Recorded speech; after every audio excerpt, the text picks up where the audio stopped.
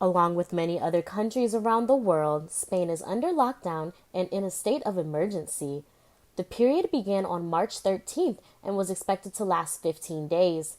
Nightly Latino reporter Katie Sivko tells us why Prime Minister Pedro Sanchez has decided to extend the lockdown.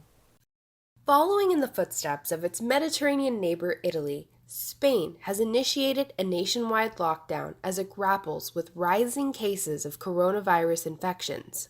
Spain's Prime Minister Pedro Sanchez declared a state of emergency on Saturday as his wife tested positive for COVID-19.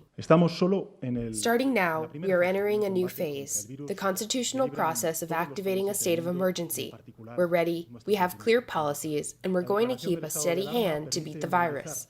The measures we're going to adopt are drastic and will unfortunately have consequences. With the new restrictions, 46 million Spaniards must stay at home unless they have a good reason to go out.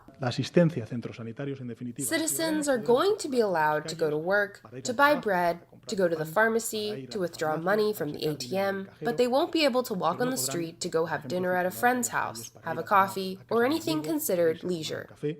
O para hacer cualquier consideración que podamos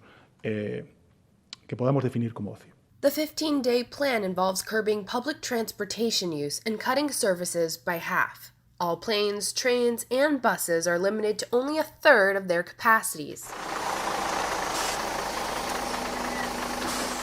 Despite the wide-sweeping measures, the decree stopped short of closing the country's borders. Even before the measures were announced, the streets of the capital were visibly emptier than normal, as shops and restaurants had already closed down under the state of alert issued on Friday.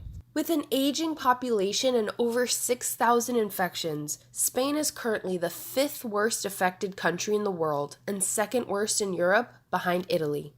In Orlando, Katie Sivko, UCF Nightly Latino. A recent update from the Worldometer says there have been more than 10,000 deaths in Spain. Health experts warn the outbreak hasn't yet reached its peak.